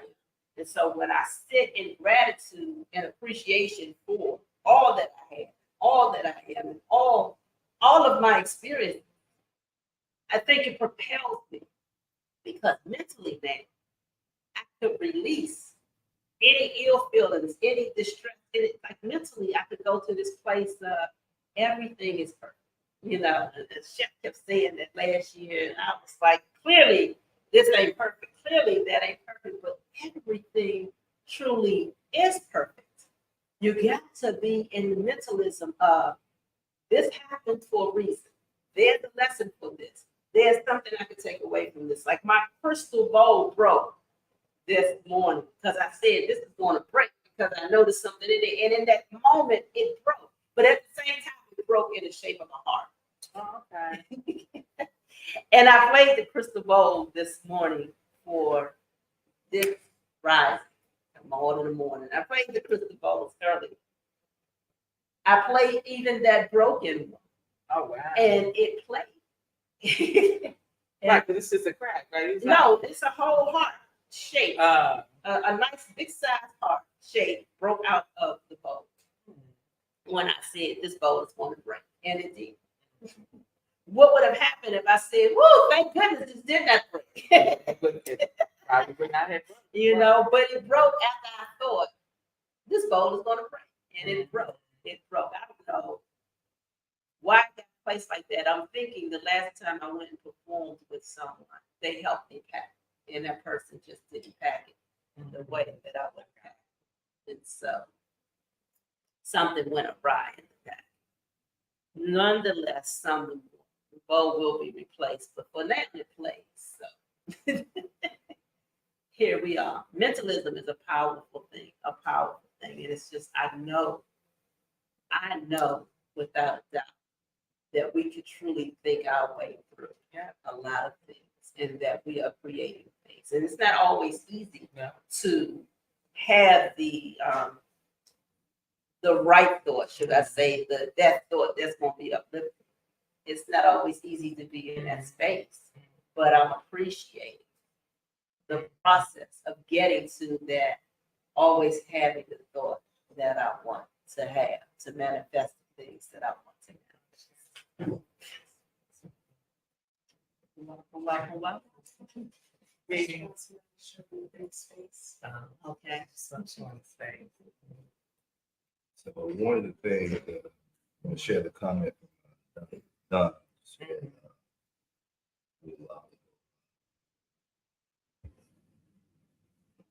Oh, I have found that reunification with nature is the intuitive route to know what is most important. Okay. The periodic table is relevant with Earth and all of its inhabitants, making a daily requirement of time in nature. Yes, and also phone number be ready, Hatshepsut, Oh, okay. Mm. 571 252 571. 252 Mm. 0605. 06. Okay. Give me thanks. Back in stride again. And one of the things I was like to share about, well, two things. First one, actually, crown, first of all, with the crown chat. Mm-hmm. My person got some information from Matias, the Stockinus, Gaia TV, resonated with that brother. And he did a dissertation on the Hermetic principles and the seven chakras, the seven Hermetic principles and seven chakras. Starting with the crown with mentalism. Mm-hmm. So my person again embraced that teachings, mentalism. Mm-hmm. And as we go forth, we'll do to their placement in the chakra system. Mm-hmm. But again, because that bowl did crack, as your person thought something, it's not that, then it cracked. So, and it's the crown. And it's the crown. Goes, Yeah. resonates with that crown chakra, Yeah. resonates with the mentalism. Mm-hmm. And it broke in a heart. And so when I looked and saw the heart, well, I would have been distraught. Those bowls are very expensive. All I could do was smile. I saw the little heart shape, and I was like, this is interesting that this bowl broke after I said it's going to break on the day that we're talking about. Right. And it broke in the shape of a heart. You can't. And the other piece is, my person knows the philosophy perspective that this 3D, this illusion that we're in, this matrix, is also likened to the dream realm. Yes, I say. Whereas maybe the biggest difference is we deal with time and space in this reality. So things happen more linear, more slowly in the sense of the process. And growing up as a youth, one of the things my person recall was being so present as it uses these words now. It didn't know what to describe. All it knew was it felt as though this was a dream. You know, it's not often, but every now and again a person will have a dream in the astral realm. And coming out, you will realize this is a dream. But just before it wakes up, we're like, oh, this is a dream. Oh, this ain't. And we begin to act and move differently. Then we wake up. So it is that type of feeling that it's a dream. That feeling while being in this 3D dimension. And so, but because it's so slow, it's not, and again, as a youth, that's all we had was just that feeling. Right. We are now looking back, understanding my person is naturally have the ability to go into what's called a waking trance. That's a term my person uses that from one of its teachers, rather than that for men, Shepherd Shepherd. He speaks about the different states of trance, medium trance, waking trance, different breath things like this. And so when my person resonates with that waking trance is the analogous to the state of when someone is resting in a deep restoration state, with their consciousness, their mind is not, we're not dreaming, we're past the rapid eye movement. So we're beyond the astral realm, we're beyond that activity doing this together. We're in the realm of no things. Mm. And so this waking trance is to, for my person, we call this the gateway meditation, where our consciousness is able to go just outside of consciousness, just outside of the unconscious aspect of our being. So for my person, this is that also that waking trance, which you created the breath of like training meditation for, to be in that state of just prior to being unconscious, while at the same time being totally aware of what's happening in this dimension, which will give my person privy. This is a theory to give you privy information to all the levels of dissification of energies of these source. From the information a person requires, it is able to access it. Whatever it needs for this moment, it has access to whatever it needs this moment because of where it's vibrating at. And so this is my person's life's work as it understands the Hermetic principle and embraces them as the Hermetic metaphysical warrior priest. These principles, these Hermetic principles, serves as one of the foundations of a person's beingness, how to operate with them in a tangible way so that they're actualized in self-actualization, self-realization. Through say, okay, mentalism, this is through the experience of mentalism, not just as a you, but also even today, if there's glimpses of it. Again, because of this time and space, understand that it is the discipline, but it's those things that we do on a continual basis, the lifestyle that will support our integration of this, what we know. Speaking of integration, it's kind of bridge this segment to another commercial about here. Temple of Mother Earth. Again, we encourage you to come on Sundays if you're in the area. Yet we also have integration circles on Moon Day, Monday evening, 7 p.m. 6 p.m. doors open at 6 p.m.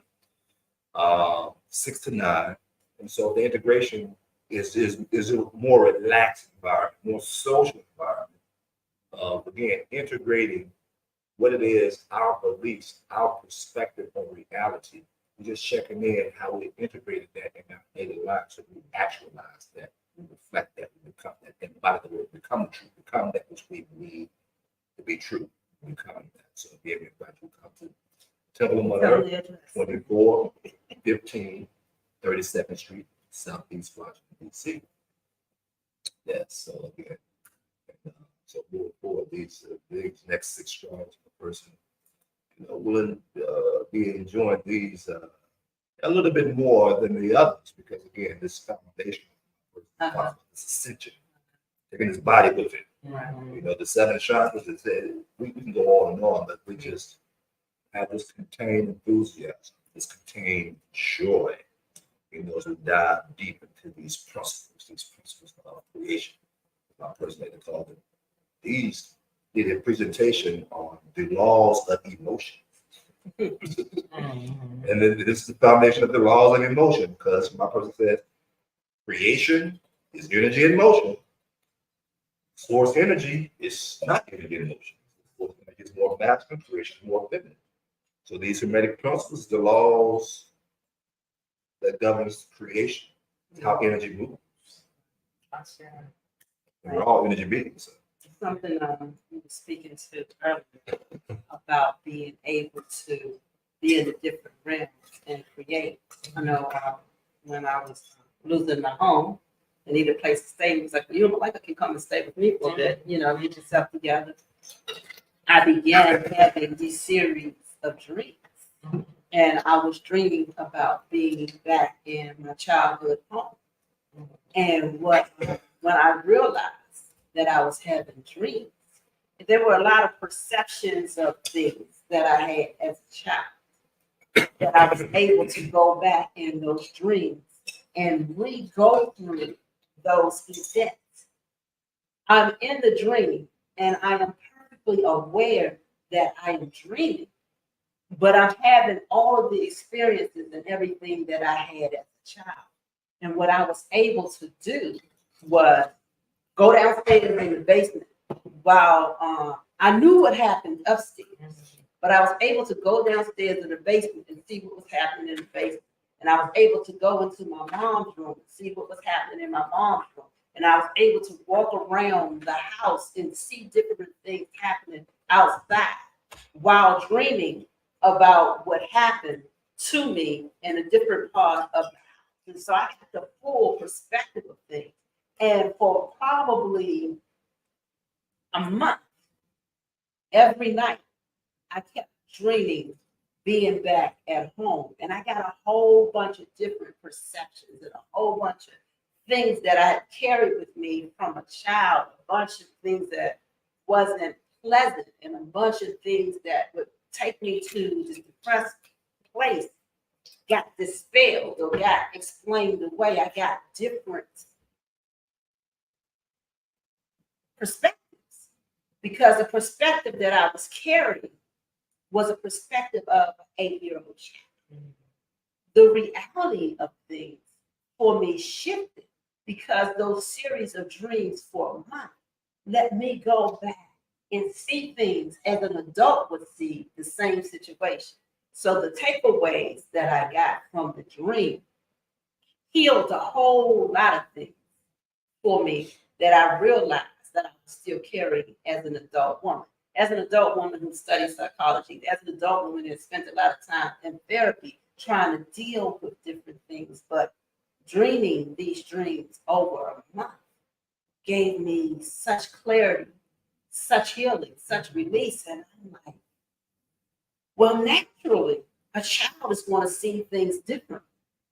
But at what point and how often does one get an opportunity to process what they experienced as a child from an adult perspective to get different takeaways? And there were some things that just were what they were.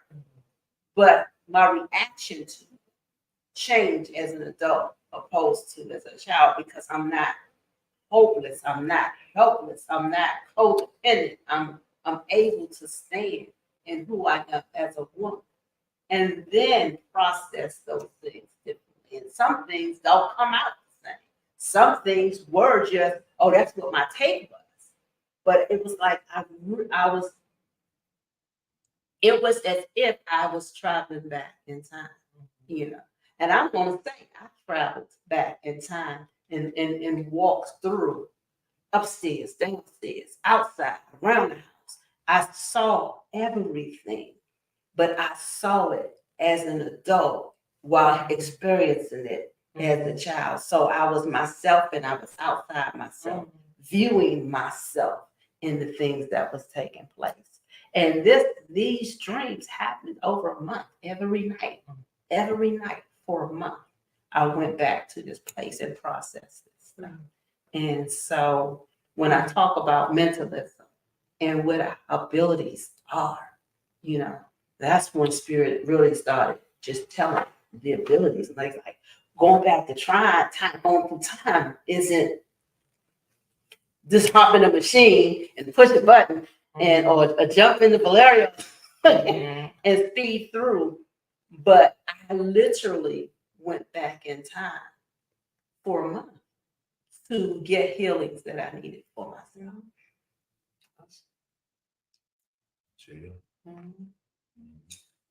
Yeah, a lot of times it happens on a daily basis too. We have an experience, we just think about something that passed and have these feelings, or think about something that hasn't happened yet and have the feeling right now with time travel. Awesome.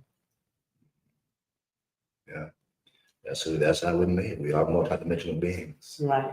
That's simple. Exactly. Which is why that being present is for my person is key, because it time travels throughout the day. So let's choose when we time travel. Otherwise, we're right here. We're not bringing any emotions. We're not any feelings about something that has happened before, right? Or that hasn't happened yet. Being right present in the moment, because it convoluted, it shifts, Right. It changes it. Right. So that's this is the goal. This is the, you know, we're saying being present, Right. And being present has such weight with me. You know, now it has such weight. It's like, and I've been hearing you say that since, you know, we met, you know, being present, you know. just being present And because it didn't resonate to anything, I understood the concept of being present. But as I'm in this journey, especially in this year of truly seeking my connection to God and truly seeking to walk in the agreement that I said and be in doing what I said I would be and do when I come here. So as the abilities open up to remain present, so that I can do what I'm supposed to do and not be so caught and moved in waves and emotions. It's like I had somebody, give me some negative energy, not too long ago. And then yesterday that person gave all of this positive energy. And so in the moment that I was receiving the positive energy, I thought about the negative energy and was like, well, be present now. Don't hold on to whatever that was. I've already talked about whatever that was. I've already gone through it, and I said at the time that I was okay. This is the whole thing going on in my mentalism while this person is engaging. All of these thoughts are running through my head. So what are you going to do? Are you going to be present and be pleasant? Or are you going to hold on to what happened when it wasn't pleasant and be nasty? And I chose to be present and pleasant. And the day went beautifully. And then I felt like, I got to pass that test. And like, as we're journeying back to home, I got to pass that test. And I felt good. It was like, because I could have gone into, today, And what's coming to me from the ancestors, if we're present in a moment, like you've heard people, and I've seen a former pastor of mine, he used to talk about that. He said, he would see former people that he used to hang out with, and they would say, Chastain, man, you remember when we did? And Pastor Rock would say, I don't know what you're talking about. Because in that instant, he is no longer that guy. So what's coming from me, ancestors, is like being present in a moment, you'll get to a point you won't even remember that whatever that person, you know what I'm saying? Like you'll look at that person and say, oh, how you doing? And you won't even remember that, that person was rude to you, because your goal is to be present in the moment. So if you're present in the moment, whatever if something happened yesterday, and that's why I'm aspiring to be that, because I said to I'm gonna be present in the moment, but am I still dealing with some programming, some unresolved, and the answer's like, okay, well, you say you're gonna be present in a moment, then you don't remember nothing that happened even yesterday. I'm like, oh yeah, okay, that kind of makes sense. Not that you understand, like you would have seen a person like, oh yeah, hey, and keep it moving, like, yeah. So I'm beginning to really meditate on being present, really present in that moment. I throw it around like you say, good greetings, whatever, but being understanding what does that really mean, and that's all in mentalism too. Right. That mentalism of words, and when you were speaking, being present, and I remember it's like if remembrance is there, to not have any emotions attached to it with that, because sometimes the remembrance is because it's a lesson.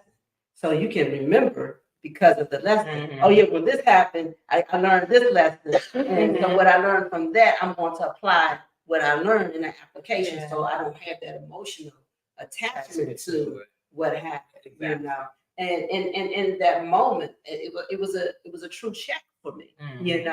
What are you going to do?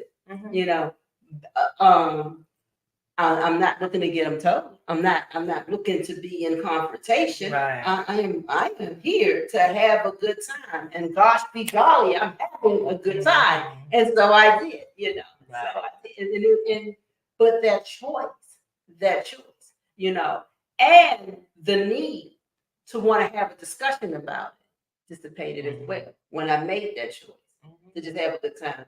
So for me, I'm one of those people. I like the process. If you hurt me, I want to come to you and be like, look, you hurt me, yada yada yada. But I was like there wasn't even. But you're not that I by need yourself. to. I think most of us, and because, and I equate that trauma from how we've been programmed. Like I was sharing with the young men yesterday, you know, our melanated copper people we've been so downtrodden to the point that we always want to defend, and like you said, or process. And I'm not saying processing is a bad thing, Right. but it's a thing because we have been made to feel bad about ourselves. Mm-hmm. And even when you have people that say, "Well, I know what," you know, met a young man, I met a gentleman the other day, and I was sharing with him, and he was sharing about how one of his coworkers annoys him. And I said, well, why does he annoy you? And then because he says coworker complains all the time. I said, so what does that have to do with you?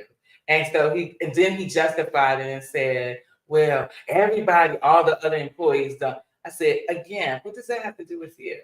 And so I said, do you know who you are? And then he said, of course I know who I am. I'm a child of Christ. I said, really? I said, I only knew one time when Yeshua really got annoyed, and that was during the selling of the wares in the temple.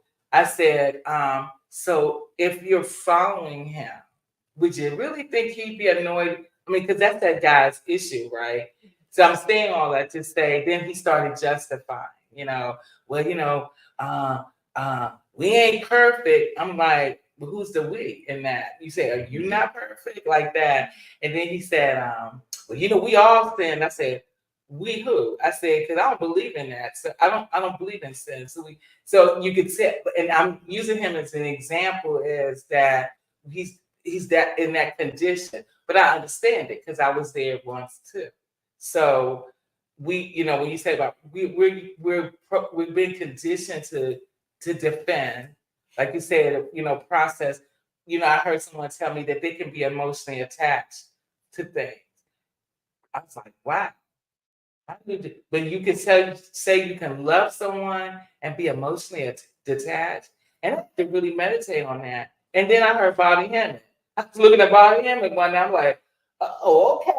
Yes, he talked about this. He was talking about the same thing. I'm like, because we that feminine energy, and we're like, well, wait a minute. If you love someone, you got to have the feelings in there. And the person said, I didn't say that there were no feelings, he said, but I can be emotionally detached.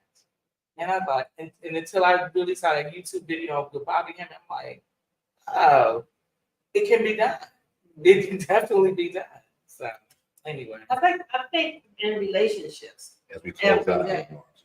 right. Mm-hmm. In our relationships, every day we pick and choose moments to be emotionally detached. Because one might say I could be emotionally detached from that person because even though we had close moments and close, right. kinship, here at this space.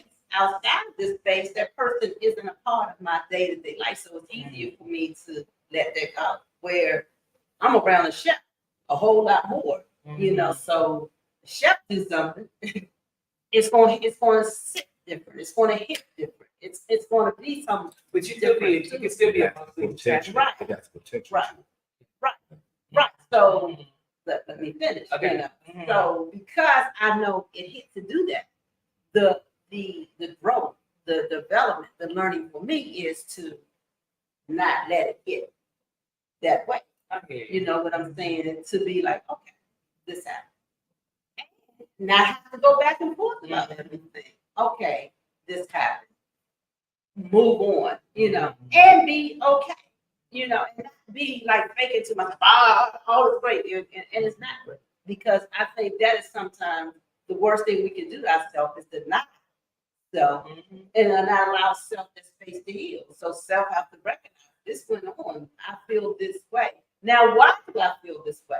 And what do I need to do to pass, through this, opposed to trying to bury it? Because a lot of our stuff that comes up is buried stuff that we never addressed, that we never healed, that we never dealt with. And so we bury that stuff. It may sit dormant, but like a volcano, eventually it's going to erupt. That's where these triggers have such abruptness to them because we buried stuff. And then when we erupt in all at times that what we go off on ain't got nothing to do with what we went off on because it's all of this other stuff underneath that we had not taken care of. You know, so the mentalism, be honest, be true, be in the moment, and address things in the right season and appropriate time in the right way so that you don't have to bury them and have them come up all discombobulated and in the wrong times and on the wrong person for all the wrong things. You know, be healthy and whole. You know, there's a truth to whatever we believe. So if we process and work through what we believe, you know, we can remain stable in our beliefs. Chill. Everyone here is complete. Close out with a statement from Donald School, Brother Don Juan earlier. Shared, after greeting a tree, hug, place your left hand on the tree and your right hand on your heart and ask any question and wait not long for your answer. Wow. Ashe. Yeah, I'm gonna do that. Some plenty of trees where I live, but So that was a beautiful pendulum of insight, oracle reading. Connecting. yeah, Thanks. Place your left hand on the tree, your right hand on your heart. so I am. After greeting the tree with the hug. Yeah. Hug the tree, like left hand on. Right. Left hand receiving, right hand giving. Good thanks. Yep. Brother. Namaste. Right. And we spoke earlier about the gateway in a sense, but this is the 30th of August next month. Okay. Now the gateway meditation in person, same place, 24, 15, 17. And I only do have an announcement. And maybe I'll send it. So I'm ending one of my classes today, as you well know. And I am actually looking for young men, 12 to 15 years of age, because I would like to start up another group. And I think I have a flyer, I can send it to you. It just has my basic information on there. So if you all know any parents that have young men between the ages of 12 to 15 years of age, they can contact me, and I will give Precious and a flyer. It'll have my contact information. Cool. Yeah. I'll text it to you. Yeah, we should pass it on, spread the word. And if everyone is we should officially enter great hall that is, was, and will be to this moment in time and space. We give thanks for this time of communion. Give thanks to all singing and nothing. Right. Be a presence, be a sister Yeah. as we move forward, the solid foundation to build upon for the total integration of the Congo kingdom. So with that, simply say, right on, amen, and Ashe. Hey.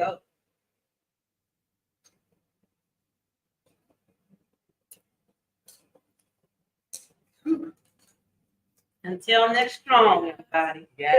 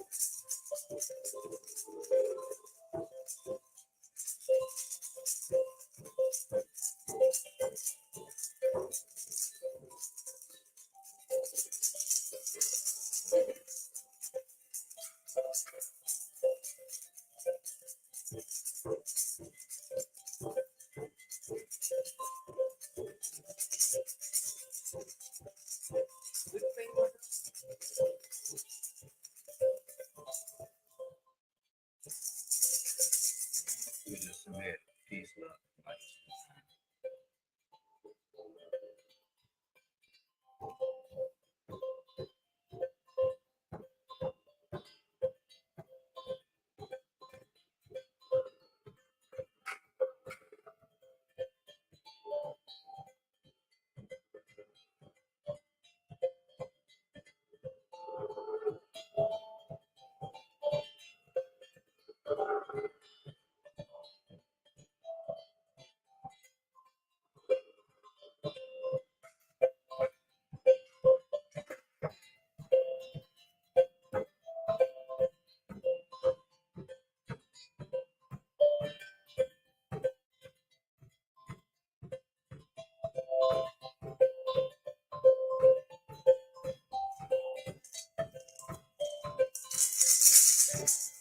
And now I'm trying to get the rhythm too.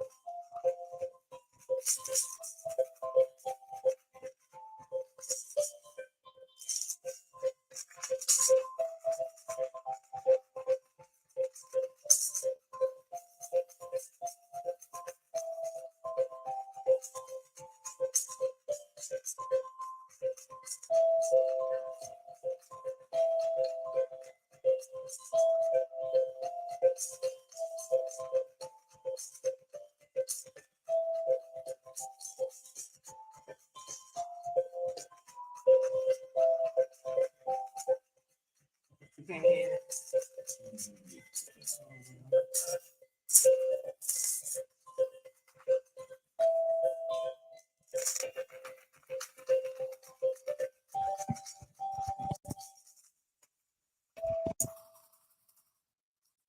Dang.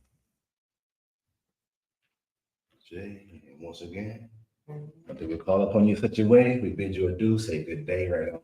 And I'll show you that you close the door. Yeah. I.C.U. Okay. See you next strong. One.